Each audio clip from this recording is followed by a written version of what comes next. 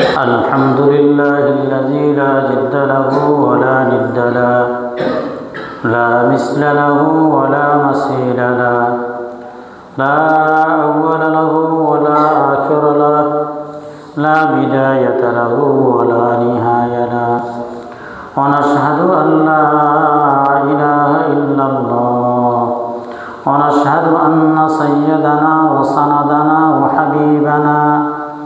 وحبيب ربنا ومولانا محمد عبده ورسوله، أرسله بالحق بشيرا ونذيرا وداعيا إلى الله بإذنه وسراجا منيرا.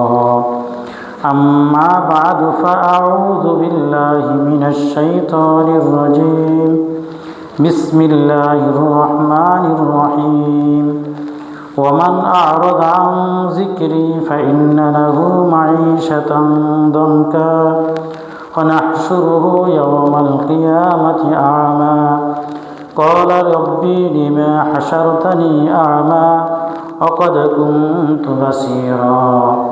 وقال سيدنا رسول الله صلى الله عليه وسلم: أفضل الذكر لا إله إلا الله، وأفضل الدعاء الحمد لله. اللهم صل على سيدنا محمد وعلى آل سيدنا محمد كما صليت على إبراهيم وعلى آل إبراهيم إنك حميد مجيد.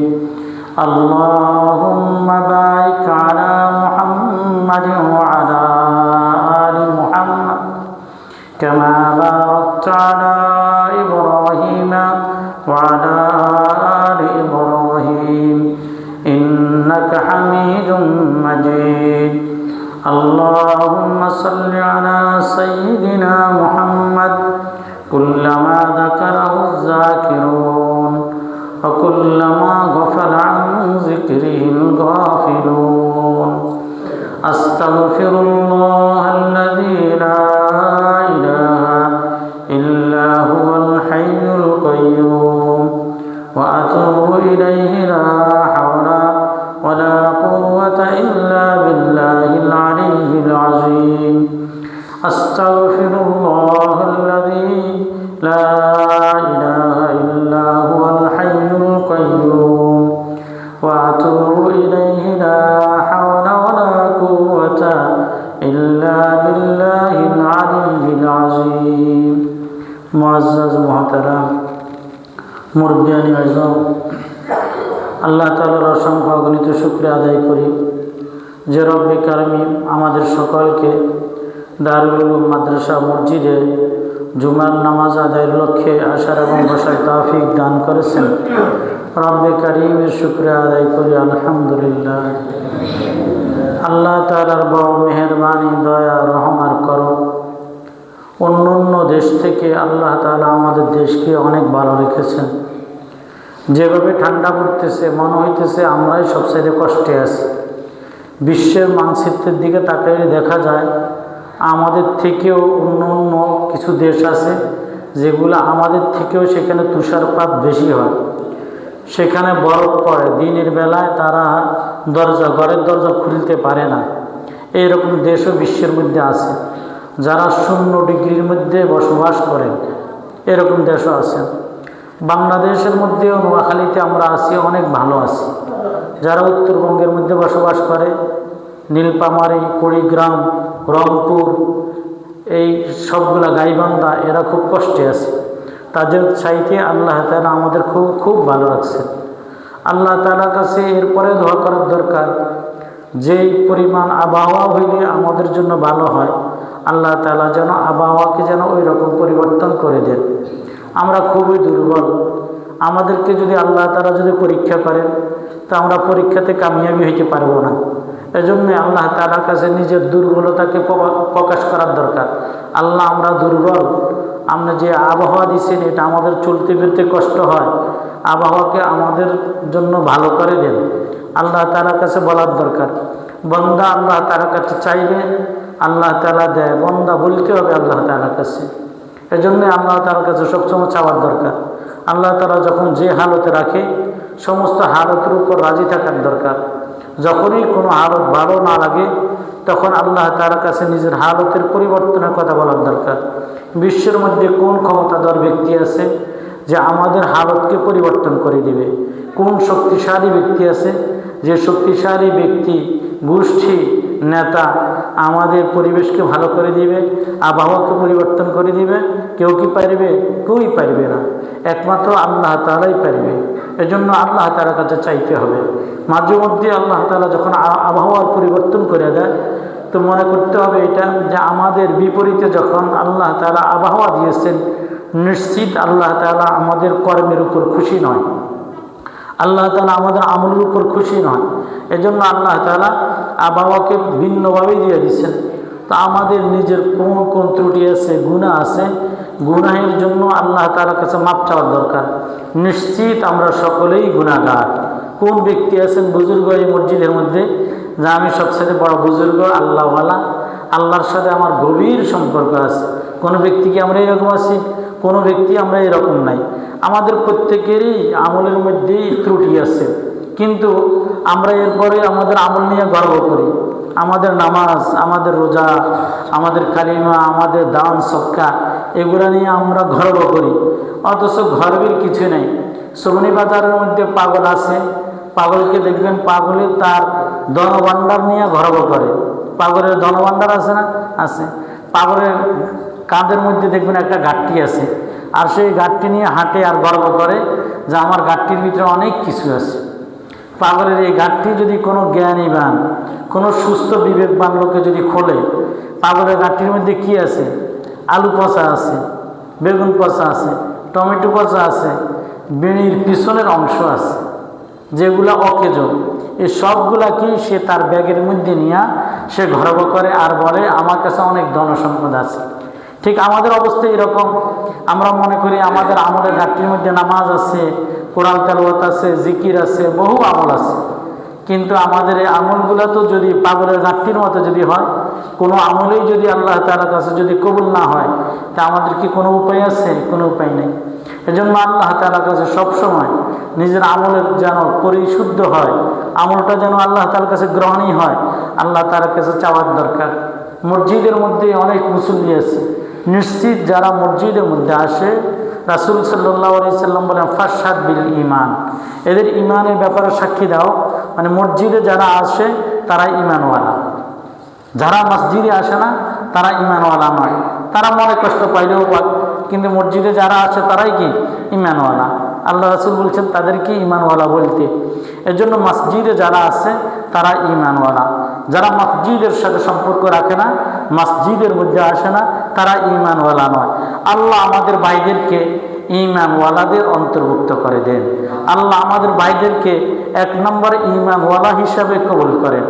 তো যে সমস্ত ঈমানওয়ালা ভাইরা মসজিদের মধ্যে আসি, কোন ঈমানওয়ালা ভাই এরকম আছি যে ব্যক্তির ঈমান এত মজবুত, নামাজের মধ্যে যখন দাঁড়ায় তখন আল্লাহ পাকের জান্নাতকে দেখতে পাই। আল্লাহ তাআলা যে জান্নাত আমার জন্য তৈরি করছেন, আমি এই জান্নাতকে দেখতে পাই। যখনই নামাজের মধ্যে দাঁড়াই তখন মনে হয় যে আমি আরশে আজিমের নিচে, আল্লাহ তাআলা আরশে আজিমের নিচে দাঁড়াইছি। যখনই সেজদা দিই তখন মনে হয় যে আমি আল্লাহ তাআলার কুদরতি পায়ের উপর সেজদা দিতেছি, আর আল্লাহ তাআলা তার কুদরতি হাতটা আমার মাথার উপর রেখে আমাকে আদর করে বলতেছেন, বান্দা তোমার সেজদা আমার কাছে কতই না ভালো লাগে, তোমার সেজদা আমার কাছে প্রিয়, বান্দা তুমি আমার কুদরতি পায়ে সেজদা করছো। এই কথা বলে আল্লাহ প্যার করে, আল্লাহ আদর করে। এইরকম কি আমাদের জিন্দেগির মধ্যে কখনো সেজদায় গেছি মনে হয়েছে? এই কথা কখনো মনে হয়নি।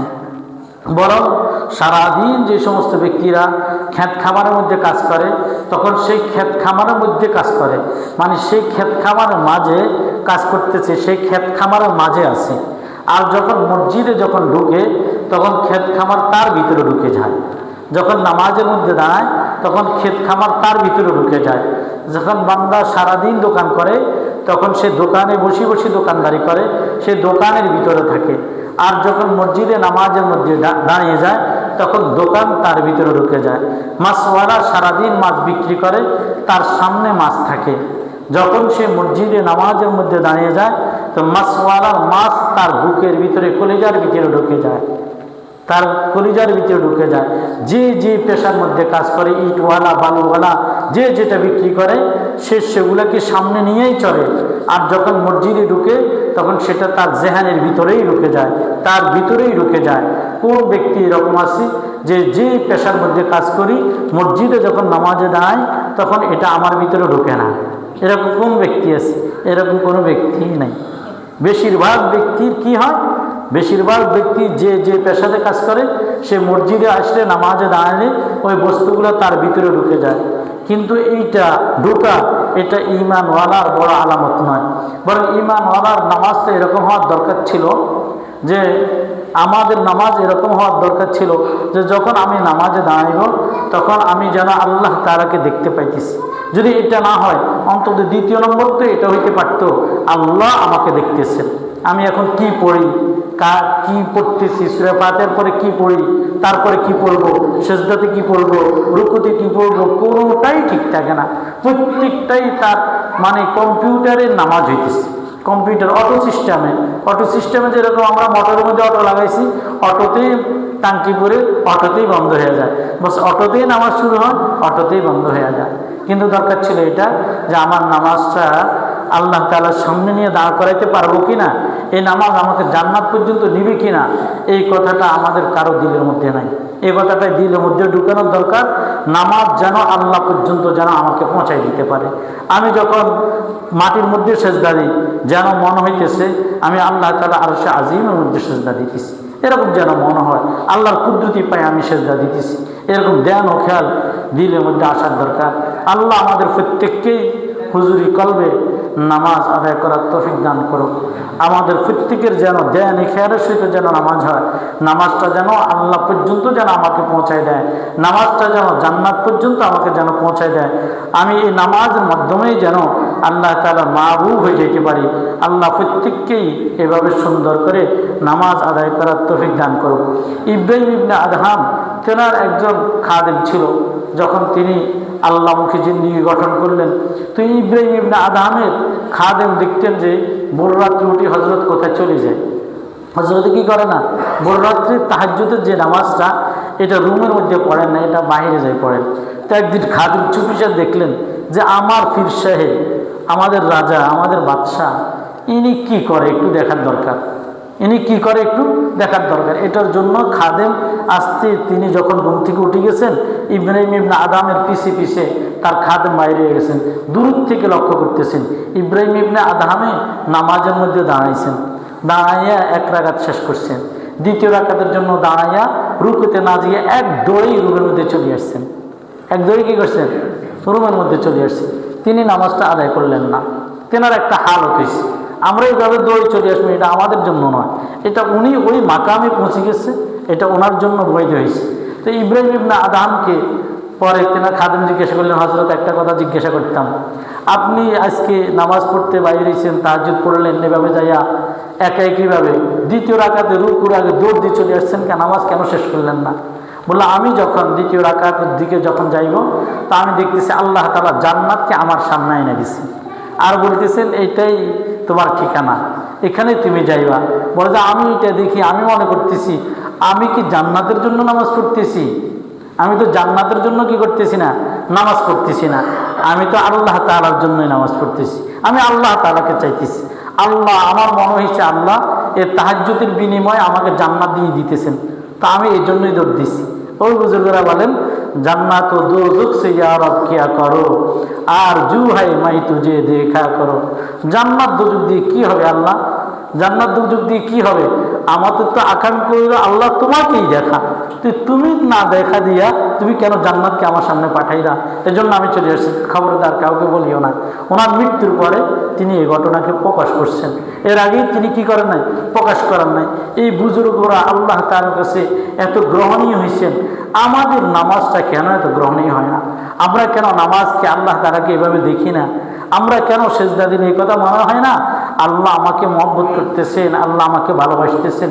তাদের নামাজের মাঝে আমাদের নামাজের মাঝে এত তফাৎ কেন? বলে তফাৎ হইল এই কথা যে আমাদের যে কলবটা, এই কলবটা আল্লাহ তাআলা পছন্দ করেন। ঈমানওয়ালার দিলকে আল্লাহ তাআলা পছন্দ করেন। ঈমানওয়ালার দিলের মধ্যে আল্লাহ তাআলা আসেন, ঈমানওয়ালার দিলের মধ্যে আল্লাহ তাআলা বসেন। আল্লাহ তাআলা ঈমানওয়ালার কলবের দিকে আল্লাহ তাআলা তাকিয়ে থাকেন। কিন্তু এই দিলটাকে, এই ঘরটাকে আল্লাহ তাআলা আসার জন্য, বসার জন্য যেই রকম পরিষ্কার করা আমার দরকার ছিল, আমি এটা করি নাই। আমি কি করি নাই? এটা করি নাই। দরকার ছিল এই দিলটাকে পরিষ্কার করা। বান্দা, প্রত্যেকটা বান্দার দরকার হলো আল্লাহ তাআলাকে তার দিলের মধ্যে আসার মতো জায়গাটা ঠিক করে দেওয়া। কেনই বা ঠিক করবো না? কেন বা ঠিক করবো না? আল্লাহ তাআলা কত রহমওয়ালা, আল্লাহ তাআলা কত মেহেরবান। তার বান্দাকে আল্লাহ তাআলা কি পরিমাণ মহব্বত করেন আর ভালোবাসেন। আল্লাহ তাআলা জান্নাত আমাদের জন্য বানাইছেন। জান্নাত কার জন্য বানাইছেন? আমাদের জন্যই বানাইছেন। আমাদের মূল বাড়ি, মূল ঘর হলো জান্নাত। আল্লাহ তাআলা জান্নাতকে তৈরি করি, জান্নাতের মধ্যে শয়তান ছিল। আল্লাহ তাআলা বলেন শয়তান আর আমার ঈমানওয়ালা বন্ধু কি হইতে পারে না? এক হইতে পারে না। এজন্য আল্লাহ শয়তানকে ঘর থেকে বাইর করে দিয়েছে। আমার ঘর থেকে আল্লাহ তাআলা শয়তানকে বাহির করি। আল্লাহ আমার জন্য ঘরকে তৈরি করছেন যেন সেখানে নির্ভেজাল আমি থাকতে পারি। তা আমি কেন আমার দিলটাকে নির্ভেজাল আল্লাহ তাআলার জন্য করব না? এজন্য প্রত্যেকের দরকার হলো আল্লাহ তাআলা যেরকম আমার জন্য ঘরকে আল্লাহ তাআলা বানাইছেন, আমিও আমার দিলটাকে আল্লাহ তাআলার জন্য বানাইব, যেন আল্লাহ তাআলা আমার দিলের মধ্যে যেন আসে যেতে পারেন। আল্লাহ তাআলা যদি কোনো ব্যক্তির দিলের মধ্যে যদি এসে যায়, তাহলে এই ব্যক্তির দিল নূরওয়ালা হয়ে যাবে। এই দিলের সাথে আল্লাহ তাআলার সাথে গভীর সম্পর্ক হয়ে যাবে। এই ব্যক্তি সেজদা দিলে মজা পাইবে, যে কোনো কাজ করতে মজা পাইবে। কিন্তু এই দিলকে আল্লাহমুখী জিন্দেগি কেমনে বানাইব এটা আমাদের জানা নাই। জানা থাকলেও মানা নাই, জানা থাকলেও কি নাই? মানা নাই। আল্লাহ আমাদের সকল কি জানা এবং মানার আল্লাহ তাআলা তৌফিক দান করেন। আল্লাহ তাআলা কোরআনে কারীমের সূরা বাকারা 152 নম্বর আয়াতের মধ্যে আল্লাহ তাআলা বলেন, ফাজকুরুনি আযকুরুকুম ওয়াশকুরুলি ওয়ালা তাকফুরুন। প্রত্যেক খুতবার মধ্যে যখনই এটা পড়তে সবাই খায় যায়, মানে বোঝা গেছে এটা খায়জানের আয়াত। এটা জুমার পরে খায়জানে কি জুমাল্লাহ খায়জানের আয়াত। আসলে কি এটা জুমার জন্য, জুমার নামাজের জন্য দাঁড়ানোর আয়াত না, এটা জুমার জন্য দাঁড়ানোর আয়াত নয়, বরং এটা একটা গুরুত্বপূর্ণ আয়াত। এই আয়াতে আল্লাহ তাআলা কি বলেন? ফাজকুরুনি আযকুরুকুম, তোমরা আমাকে স্মরণ করো তাইলে আমি তোমাদেরকে স্মরণ করব। ওয়াশকুরুনি ওয়ালা তাকফুরুন, আর তোমরা আমার কৃতজ্ঞতা আদায় করো। চাই তোমরা কেউ আমার কৃপণতা, আমার সাথে কুফরি করিও না। তাহলে ফাজকুরুনি, তোমরা আমার স্মরণ করো। আল্লাহ তাআলাকে স্মরণ করার জন্য বলছেন। এই জন্য দুনিয়ার জমিনের মধ্যে প্রত্যেকটা ব্যক্তির জন্য জরুরি হলো হার হালতে, যেই অবস্থা, যখন যে অবস্থা থাকি, প্রত্যেক অবস্থার মধ্যে আল্লাহ তাআলাকে স্মরণ করা। আল্লাহ তাআলাকে কি করা? স্মরণ করা। আল্লাহ তাআলাকে কেমনে স্মরণ করব? আল্লাহ তাআলাকে জিকিরের মাধ্যমেই স্মরণ করব। কিসের মাধ্যমে? জিকিরের মাধ্যমে স্মরণ করব। দৈনিক সারা দিন যখন আমি কাজ করি, কাজের সময় আল্লাহ তাআলাকে কি স্মরণ করা যায় না?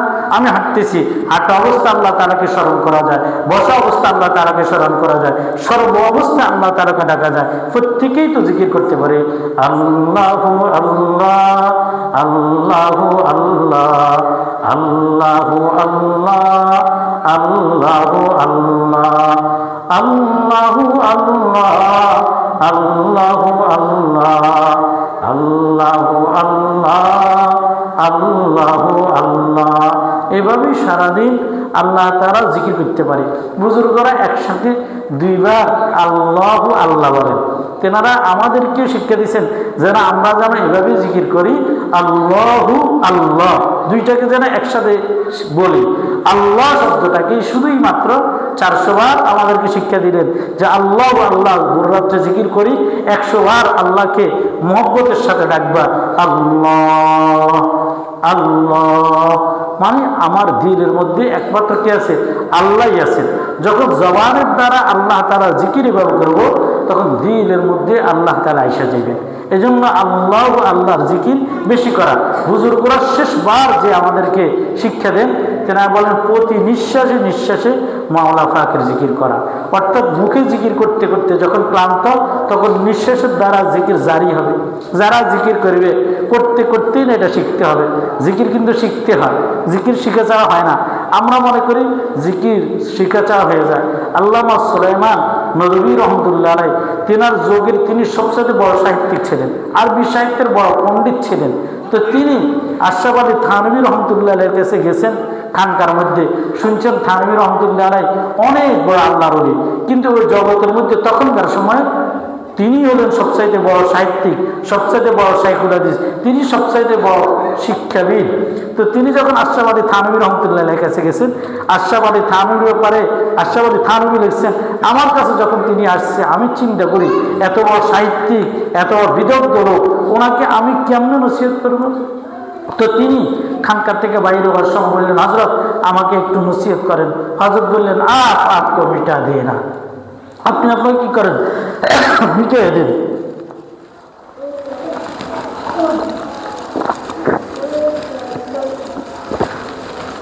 তো এই কথা বলার পরে তিনি বললেন নিজেকে নিজে মিটিয়ে দেন।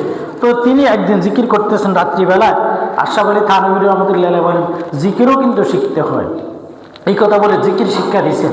এখন আমাদের মাঝে আমরা বলি আল্লাহ আল্লাহ দুইবার কেন বলবো? হাদিসের মধ্যে আছে রাসূলুল্লাহ সাল্লাল্লাহু আলাইহি সাল্লাম বলেন, লা তাকুমুস সাআতু হাত্তা লা ইউকালা আল্লাহ আল্লাহ, ততক্ষণ পর্যন্ত কিয়ামত কায়েম হবে না যতক্ষণ পর্যন্ত আল্লাহ আল্লাহ বলনেওয়ালা একজন ব্যক্তি দুনিয়ার মধ্যে থাকে। আল্লাহ আল্লাহ বলনেওয়ালা ব্যক্তি যদি দুনিয়ার মধ্যে থাকে, আল্লাহ তাআলা দুনিয়াকে ধ্বংস করবেন না। বুজুর্গরা এই হাদিস থেকে আল্লাহ আল্লাহ শব্দটা একসাথে দুইবার বলা তেনারা হাদিস দ্বারা এটাকে ইজাদ করছেন। এজন্যই তেনারা আমাদেরকে শিক্ষা দেন আল্লাহ আল্লাহ শব্দটা দুইবার একসাথে বলবে। দ্বিতীয় নম্বর কথা, অনেক আলিম বিদ্বানেরা বলেন যে আল্লাহ জিকির কোরআনে কারিমের মধ্যে নাই, হাদিসের মধ্যে আল্লাহ শব্দের কি নেই, জিকির নাই। অথচ দেখেন আল্লাহ তাআলা কোরআনে কারিমের মধ্যে বলেন ওয়াজকুর ইসমা রাব্বিকা ওয়া তাবাত্তাল ইলাইহি তাবতীলা। সূরাতুল মুজাম্মিলের মধ্যে আল্লাহ তাআলা বলেন ওয়াজকুর ইসমা রাব্বিকা, তুমি তোমার রবের নামে জিকির করো। ওয়াজকুর কিসের সিগা? আমরের সিগা, আমরা হাজের সিগা। ওয়াজকুর তুমি জিকির করো তোমার রবের নামে। তো রবের নাম কি?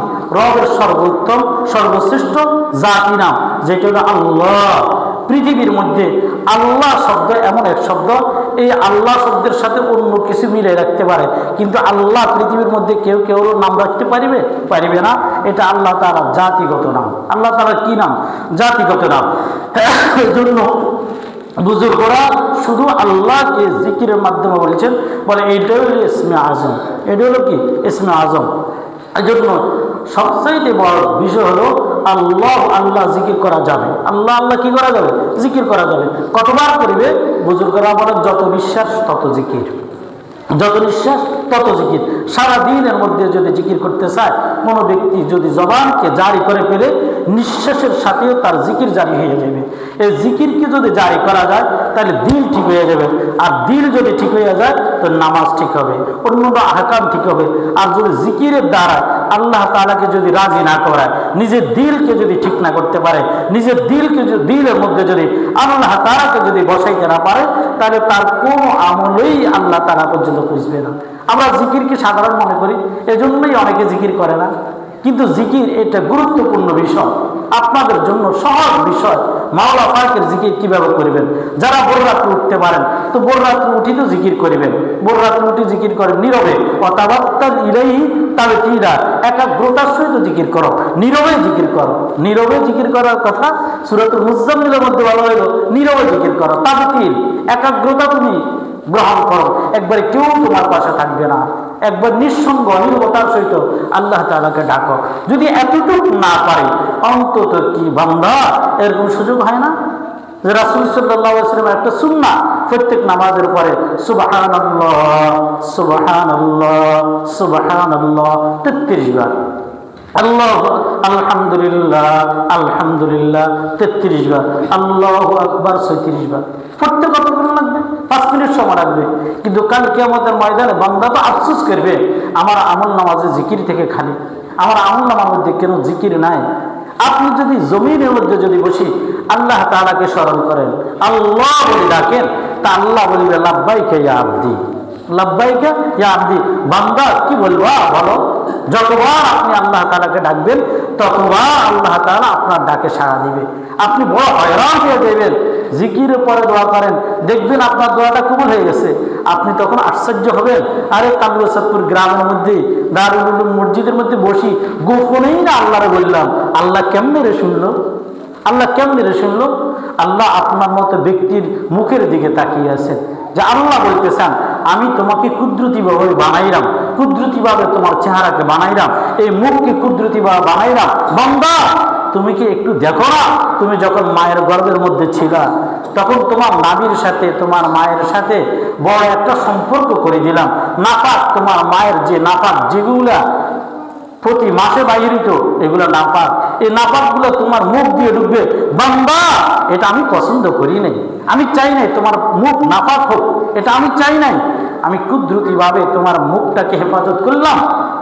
বান্দা এই মুখ দিয়ে তুমি আমার জিকির করিবে, এই জন্যই তোমার মুখটাকে আমি হেফাজত করলাম। আর দুনিয়াতে আসি, বান্দা তুমি কেমনে নাপাক বিড়ি খাইতেছ, তুমি কেমনে এই মুখ দিয়া তুমি মদ খাইতেছ, তুমি কেমনে নাপাক জিনিসগুলোকে মুখের মধ্যে নিতেছ।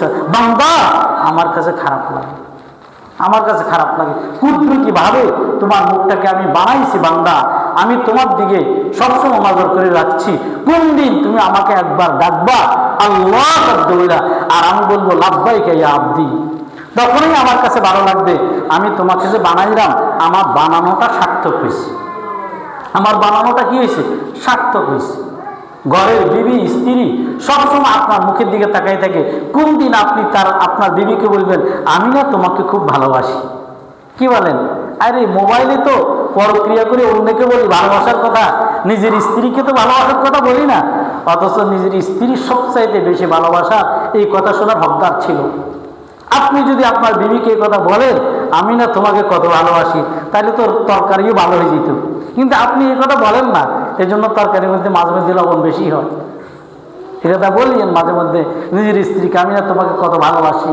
তা আল্লাহ তাআলাও আমাকে আপনাকে বানাইছেন, বানাইয়া আল্লাহ তাআলা এত সুন্দর চেহারা দিয়া, এত সুন্দর মুখ দিয়া, মুখটাকে পবিত্র রাখা আল্লাহ তাআলা বলেন আমি না বান্দা তোমার থেকে চাইতেছি তুমি একবার বলো আল্লাহ, তখন আমার কাছে কত ভালো লাগবে।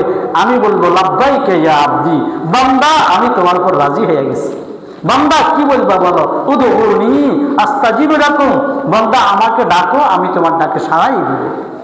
এজন্যই বান্দার সাথে আল্লাহ তাআলার সাথে বন্ধুত্বের সম্পর্ক হবে যখন বান্দা আল্লাহ তাআলাকে ডাকবে আর আল্লাহ তাআলাকে জিকিরের মাঝে মাঝে বলবে আল্লাহ আমি না তোমাকে ভালোবাসি, আমি না তোমাকে ভালোবাসি, আল্লাহ বলবে আমিও তোমাকে ভালোবাসি। তখন বিষয়টা কেমন হবে? এজন্যই আমাদের বুজুর্গরা যখন আমাদেরকে জিকির শিখাইছেন, আমরাও জিকির শিখছি, তো জিকির শিখাইতে আমাদেরকে বললেন যখন তোমরা ভোর রাত্রে উঠি আল্লাহ তাআলাকে ডাকবা, মাঝে মধ্যে আল্লাহকে বলবা আল্লাহু হাজিরি আল্লাহু নাজিরি আল্লাহু মাই, আল্লাহু হাজিরি আল্লাহ উপস্থিত, আল্লাহ আমার জিকিরের জায়গার মধ্যে আল্লাহ উপস্থিত হয়ে গেছে। আল্লাহু নাজিরি আমি জিকির করতেছি আল্লাহ আমাকে দেখতেছেন। আল্লাহু মাই আল্লাহ এখন আমার সাথেই আছেন। বান্দা যখন এইভাবে জিকির করবে তো বান্দা অনুভব করবে আল্লাহ তাআলার সাথেই, আল্লাহ তার সাথেই আছেন।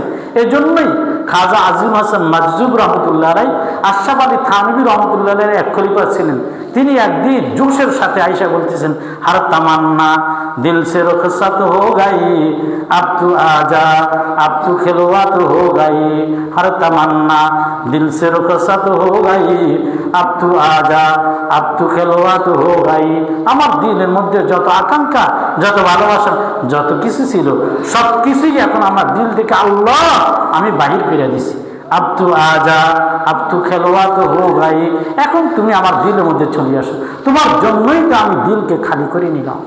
এজন্যই সমস্ত ব্যক্তি যদি আল্লাহ তাআলা জিকির করেন, আপনারা আমরা শুধুই মনে করিয়েন না আলেমদের জন্য জিকির, প্রত্যেক ব্যক্তির জন্য জিকির, যারাই শুনতেছেন বয়ান প্রত্যেকের জন্য জিকির, মা বাবা ভাই বোন যারাই শুনতেছেন, যে যেখান থেকে শুনতেছেন প্রত্যেকের জন্যই জিকির।